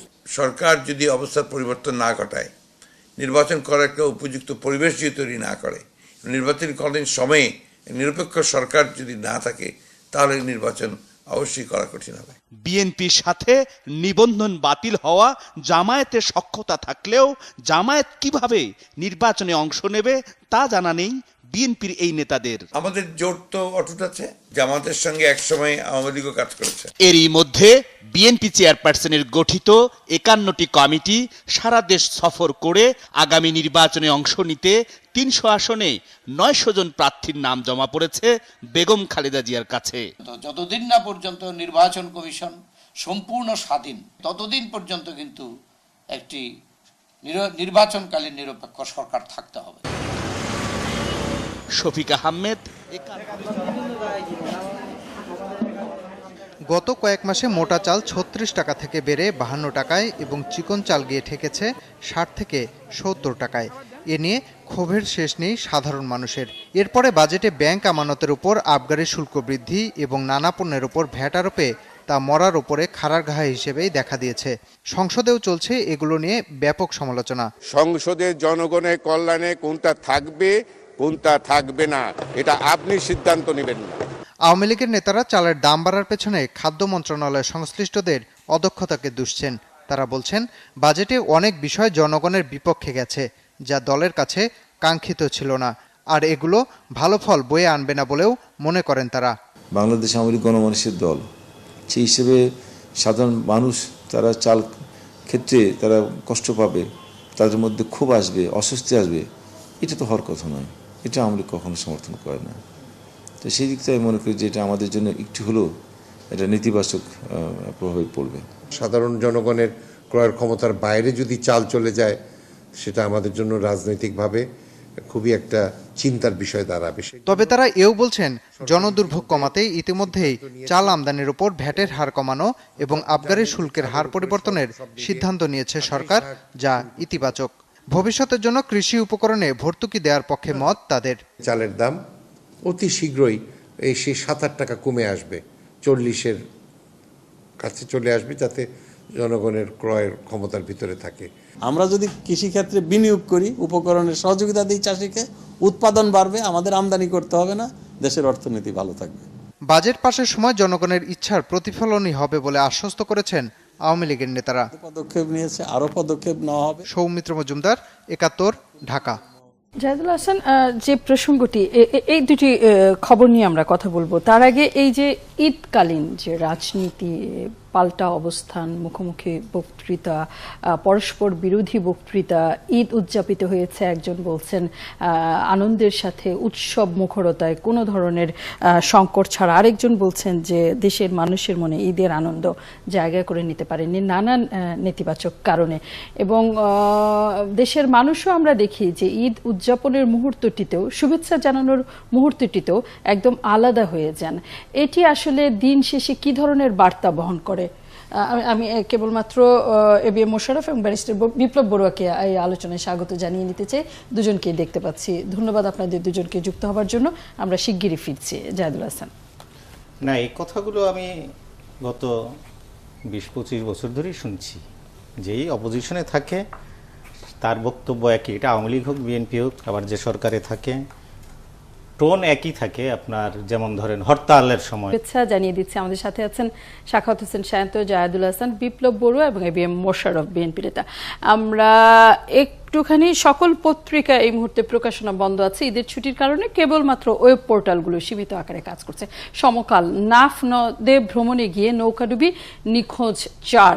এবং আরও একটি খবর আমরা দেখেছি একই ধরনের পদ্মায় নৌকাডুবিতে 3 শিক্ষার্থী নিখোঁজের খবর এবং বিজিবির এক সদস্য গরু চোরাচালান ধরতে গিয়ে নিখোঁজ আছেন, তাকে উদ্ধারে অভিযান চলছে। মধ্যরাত থেকে 24 ঘন্টা ফিলিং স্টেশনে গ্যাস বন্ধ থাকবে। মধ্যরাত মানে 12টা থেকে পরের দিন রাত 12টা পর্যন্ত গাড়িতে গ্যাস দেওয়া বন্ধ থাকবে। যতদূর জানি সকল স্টেশনে হয়তো নয়, তিতাস গ্যাসের আওতাধীন সব সিএনজি ফিলিং স্টেশনে মধ্যরাত মঙ্গলবার রাত 12টা থেকে বুধবার রাত 12টা পর্যন্ত গ্যাস সরবরাহ বন্ধ থাকবে। রক্ষণাবেক্ষণের কারণে এই সিদ্ধান্ত নেওয়া হয়েছে। সমকালের অন্য শিরোনামে দেখতে পাচ্ছি রাঙামাটিতে এইবার পর্যটন ব্যবসায় ধস নেমেছে, কারণ আমরা জানি পাহাড় ধসের কারণে যোগাযোগ ব্যবস্থা স্থবির হয়ে আছে, এখনো কেবলমাত্র সীমিত আকারে যানবাহন চলাচল করছে। গুগলকে $270 কোটি জরিমানা করা হয়েছে যুক্তরাজ্যের পক্ষ থেকে। বিশাল অঙ্কের এই জরিমানা, রেকর্ড পরিমাণ, সেই খবর নিয়েও সুযোগ থাকলে কথা বলতে চাই 71 জার্নালে। প্রথম আলো, প্রখ্যাত সঙ্গীতজ্ঞ সুধীন দাস আর নেই, তার স্মৃতির প্রতি শ্রদ্ধা জানাচ্ছি। বিভিন্ন দেশে সাইবার হামলার ঘটনা ঘটেছে, এই খবর নিয়েও আমরা কথা বলবো। এবং একদিন আগেই সহকর্মী তানভীর আহমেদ এই সাইবার হামলার খবর আমাদের জানিয়ে বলেছিলেন, তখন পর্যন্ত যুক্তরাজ্য সরকারের পক্ষ থেকে এই হামলার বিষয়ে বক্তব্য না দেওয়ার কারণে এটি ততটা প্রকাশ্যে আসেনি। 2 বাঙালির লাশ শনাক্ত, পরিবার কিছুই জানে না। যুক্তরাষ্ট্রে এই ঘটনা ঘটেছে। যুক্তরাজ্যে এই ঘটনা ঘটেছে। লন্ডনের বাংলাদেশ হাইকমিশন এখন পর্যন্ত এ বিষয়ে কোনো তথ্য জানায়নি। এটি হচ্ছে আগুনের ঘটনায় সম্প্রতি যে যুক্তরাজ্যের লন্ডনে যে অগ্নিকাণ্ড হয়েছে সেই খবরের ফলো-আপ। bdnews24.com, ফিলিং স্টেশন 24 ঘন্টা বন্ধ থাকার ঘোষণা, সাইবার হামলার ঘোষণা, সঙ্গীতজ্ঞ সুধীন দাসের না থাকার খবর, অর্থবিলে পরিবর্তনের খবর আছে এবং গরম উপেক্ষা করে বিনোদন কেন্দ্রে ভিড়ের খবরও আমরা দেখতে পাচ্ছি। ইউরোপের রেকর্ড জরিমানা গুগলকে, নাফ নদীতে নৌকাডুবির খবর, ঈদের ছুটিতে ভরপুর সিলেট, পর্যটনের আরেক খবর, কুয়াকাটাতেও একইভাবে উৎসবে মেতেছে সাধারণ মানুষ। বাংলা ট্রিবিউন, রাজনীতির ঈদ, ঈদের রাজনীতি, এই খবর নিয়েই কথা বলছিলাম। রাজনীতির ঈদ, ঈদের রাজনীতি, এবং আমরা জানি রেকর্ড সংখ্যক রাজনৈতিক নেতাকর্মী এই দফায় নিজস্ব এলাকায় গিয়েছেন। সাধারণ মানুষ, ভোটারদের সাথে তারা ঈদ করছেন এবং অনেক বেশি সময় তারা কাটাচ্ছেন ভোটারদের সাথে। রাজনীতির এই খবর নিয়ে আবার ফিরতে চাই আলোচনায়, সুযোগ থাকলে আবারও নিশ্চয়ই দেখে নিব শিরোনাম। এবিএম মোশাররফ এবং বিপ্লব বড়ুয়া আছেন আমাদের সাথে বাইরে। শিষ্টাচার বদলের তো একটা আকাঙ্ক্ষা এখন মানুষের মনে তৈরি হয়েছে। মানুষের মনে তৈরি হলো, আমাদের রাজনৈতিক সংস্কৃতিতে সেই ধাক্কাটা তো লাগেনি। কারণ আপনি দেখবেন, আপনি যখন বিএনপি হরতাল করবে, বিএনপি নেত্রী জনগণকে অভিনন্দন জানাবে, আবার আওয়ামী লীগ সভানেত্রী হরতাল পালন না করার জন্য জনগণকে ধন্যবাদ জানাবে। সব জনগণের উপর দিয়ে এই দেশে সবাই চালিয়ে নিচ্ছে। এই ঠিকই আপনার দেখবেন এই যে ঈদের শুভেচ্ছা এখন, বা ঈদে কষ্ট হলেও মানুষ কিন্তু আনন্দটা ভাগ করে নিতে চায়। এটা নিয়ে ওই রাজনীতি হচ্ছে ওই একই রকম, যে মানুষের মনে কষ্ট, মানুষের মনে, আমরা হাওরের অঞ্চলের মানুষের ঈদ দেখলাম বা পাহাড়ি অঞ্চলের মানুষের মধ্যে কষ্ট, ওভারঅল সারা দেশের মানুষের মধ্যে কষ্ট, এই চিত্রটা আমরা পাইনি। কারণ কষ্ট থাকলেও ঈদে হয়তো সেটা নেই। কিন্তু ওই যে রাজনীতি, আপনি যেটা বললেন যে ঈদকে ঘিরে যে আলাদা আপনার কথাবার্তা বলবে বা কথাবার্তার ধরন পাল্টাবে, সেই সংস্কৃতিটা আমাদের রাজনীতিতে এখনো আসেনি। সো এটা এত তাড়াতাড়ি আশা করার বিষয় না। রাজনৈতিক বিমুখতা আমরা দেখি, মানুষ এখন হরতালের মতো কর্মসূচিতে যুক্ত হয় না, মানুষ রাজনৈতিক কর্মসূচিতে রাজপথে নামতে চায় না, মানুষ অনেক বেশি রাজনীতি থেকে নিজেদেরকে দূরে সরিয়ে নিচ্ছে এবং সেটার পেছনে তো এই সকল বক্তব্যের দায়ও আছে। নেতৃবৃন্দের এই সময় এসে এই চর্চা বদলের কোনো সম্ভাবনা দেখতে পান কিনা সাখাওয়াত হোসেন? জি, আপনাকে ধন্যবাদ এবং ঈদের শুভেচ্ছা সবাইকে। ধন্যবাদ। সম্ভাবনা দেখতে পাই কিনা সেটা স্ট্রেট ফরওয়ার্ড বলা মুশকিল, তবে সম্ভাবনা দেখতে চাই। সম্ভাবনা এবং আশাবাদ নিয়েই আমাদের বাঁচতে হবে, এগিয়ে যেতে হবে। আমাদের অনেক সমস্যা আছে, এই সমস্যার উত্তরণ দরকার। এই দেশ শেষ বিচারে রাজনীতিবিদদেরই টিকাতে হবে, ভালো করতে হবে, এগিয়ে নিতে হবে। এবং এই যে যেটা আপনি বলছিলেন রাজনীতি বিমুখ যে অনেকে হচ্ছে, বিশেষ করে এই তরুণ প্রজন্ম বা অনেকেই, এইটার পিছনে এটার দায়টাও বেসিক্যালি রাজনীতিবিদদেরই। যে পক্ষেরই হোক, যারাই হোক, তারা রাজনীতিকে গণমানুষের রাজনীতি, রাজনীতিকে কল্যাণমুখী রাজনীতিতে যেই জায়গাটা সেখানে ধরে রাখতে পারেননি। সেই ব্যর্থতা এখন কে কার উপর চাপাবেন সেটা একটা ভিন্ন ইস্যু, এবং কার দায় কতখানি ভিন্ন বিশ্লেষণের ব্যাপার। কিন্তু যারাই করুন তারা রাজনীতিবিদই এবং তারাই এটা করেছেন। এখন রাজনীতি কেন মানুষ করতে চান না? রাজনীতিতে গেলে যে হানাহানি, মারামারি, ইজ্জত হানি করা, কাউকে সম্মান না দেয়া, সেটা একটা দলের মহাসচিব মির্জা ফখরুল ইসলাম আলমগীরের মতো সজ্জন পলিটিশিয়ান, তাকে পর্যন্ত ছাড় দেওয়া হবে না। একদম রুট লেভেলের একজন কর্মী পর্যন্ত তার গায়ে অনায়াসে হাত তুলে পার পেয়ে যেতে পারে। এই কালচার, কিংবা সরকারি দলে আজকে যারা সরকারে আছেন তারাও একসময় অনেক জায়গায় হেনস্থা হয়েছেন, এই কালচারের জন্য কম বেশি উভয়ই দায়ী, এবং এটা এগিয়ে দিনে দিনে খারাপের দিকেই যাচ্ছে। যে কারণে আরেকটা হচ্ছে রাজনীতি মানি হচ্ছে বিনা পুঁজিতে একটা ব্যবসা, ক্ষমতার দম্ভ দেখাবে, ইনকাম করবে, টাকা কামাই করবে, ক্ষমতায় গেলে এই কালচারটা মানুষের মধ্যে ধারণাটা প্রসারিত হয়েছে। ফলে সম্ভাবনার কথা দিয়ে শুরু করলেও আসলে দিন শেষে হচ্ছে কোনো সম্ভাবনা আপনি দেখতে পাচ্ছেন না। মোশাররফ